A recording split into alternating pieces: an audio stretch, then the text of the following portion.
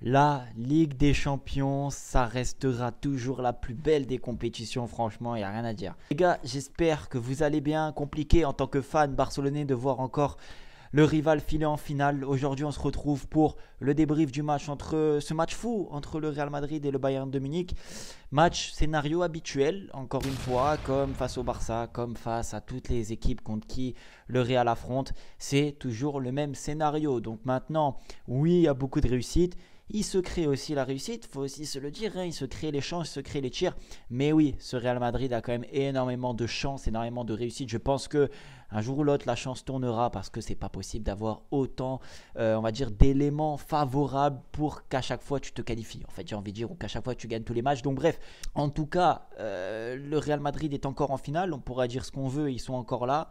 Il y a une décision litigieuse sur la fin, ce but refusé pour le Bayern de Munich alors qu'il n'y a pas hors-jeu. En fait, je m'en fiche de savoir s'il y a but, pas but. En fait, je comprends pas pourquoi l'arbitre ne laisse pas, enfin, pourquoi il siffle le hors-jeu alors que l'action n'est pas finie. C'est-à-dire que tu n'es pas sûr qu'il y ait hors-jeu, donc pourquoi tu siffles? En fait, maintenant, quand il y a hors-jeu de 3-4 mètres, les arbitres ne sifflent pas.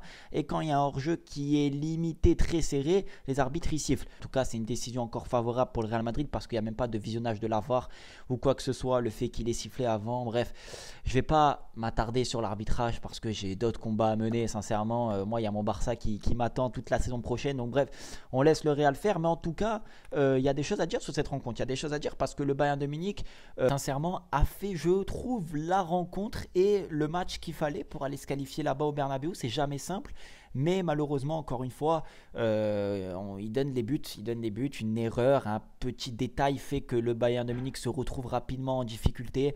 Et cette erreur de Neuer coûte la qualification au Real Madrid parce que voilà, le match, il a basculé à ce moment-là. En tout cas, sur ce moment-là, le but et le but qui suit, c'est là où tout a basculé. Mais je pense que le point réel de bascule, il est à ce moment-là. Voilà, il est à ce moment où Thomas Müller il joue mal le 3 contre 1 parce que je pense que là, s'il le joue bien, c'est terminé, il y a but et le Bayern de Munich est en finale. Je ne vais pas revenir à l'action d'Harry Kane d'avant parce que c'est à la 72e, autant pour moi. Donc il reste encore du temps. Je ne pense pas que le tournant il soit là. Le tournant il est vraiment lors du 3 contre 1 mal négocié par Müller et par les autres entrants. Donc c'est bien dommage. Mais encore une fois, c'est pour vous dire que le football, ça se joue à des détails, ça se joue à une faute, ça se joue à un hors-jeu, ça se joue au mental. En fait, là, on a vu que la position de force mentale s'est inversée et a basculé du côté du Real Madrid. Donc, ouais, comme j'avais dit, le Bayern Munich a fait le match qu'il fallait. Tactiquement, j'ai trouvé un Bayern de Munich qui a plutôt bien défendu, qui a plutôt bien encaissé les assauts du Real Madrid. Alors, Vinicius, en deuxième période, s'est un peu réveillé. Je trouve que la première mi-temps, elle était vraiment quand même très stéréotypée des deux équipes. Pas beaucoup d'action franche. Le Real Madrid a eu 2-3 situations vraiment intéressantes, mais là encore une fois, ça restait assez anecdotique. Mais voilà, une première mi-temps très tactique, très remuante au milieu de terrain où les joueurs essayaient de ressortir les ballons, de longues phases de possession où on s'est un peu ennuyé, je trouve, sur cette première période, à part ceux qui aiment la tactique, hein, ils ont dû se régaler. Mais voilà, en termes de spectacle, c'était pas aussi flamboyant que la deuxième période, parce que la deuxième période, les équipes se sont libérées. C'est-à-dire que le Bayern a lâché un peu les chevaux, et il y a ce but qui arrive de Alonso Davies d'ailleurs, qui est magnifique. J'ai pas envie de dire but mérité pour le Bayern, parce que je trouve que c'était du 50-50.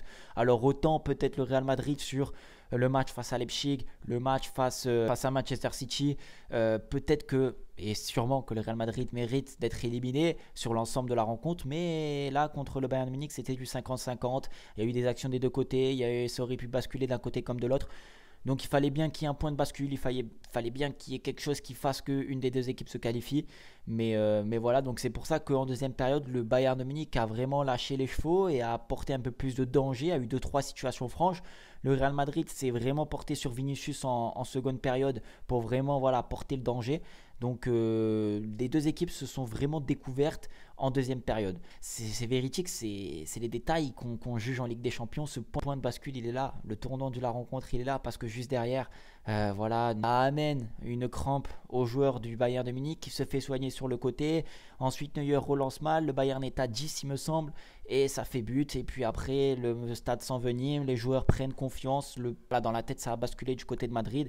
et le 2-1 qui arrive. On connaissait le scénario, ça c'était sûr, on connaissait le scénario, comment ça allait se passer. C'est pour ça que moi j'ai même pas célébré, j'ai continué à regarder le match en me disant bon, c'est quand que le Real va marquer en fait. Je me dis c'est quand qu'ils vont avoir ce brin de chance, ce brin de réussite, ce truc qui va changer. Et voilà, on n'est pas déçu.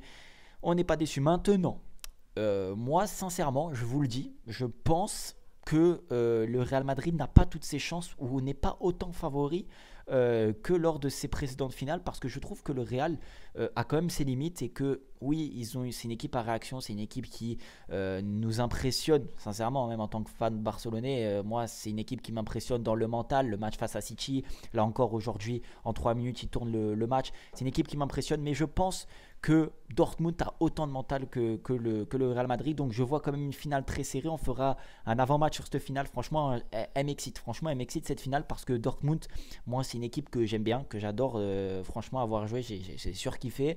Et le Real Madrid est une équipe qui a quand même beaucoup de réussite, qui a des difficultés, qui a des problèmes, mais qui arrive toujours à aller chercher des ressources pour aller se emporter et envenimer les rencontres. Donc ça va être vraiment un match intéressant à suivre. Et je pense, si je devrais dire un petit pronostic, que Dortmund part, je ne vais pas dire favori, mais pour moi part avec une longueur d'avance en termes de... Je vois le Borussia en fait l'emporter. On verra bien. Bref, en tout cas, merci d'avoir suivi la vidéo. Le Real Madrid est encore en finale, c'est chaud, franchement c'est chaud, mais en tout cas ils sont toujours là, c'est dur à croire, hein. Ça devient fatigant, vraiment ça devient fatigant.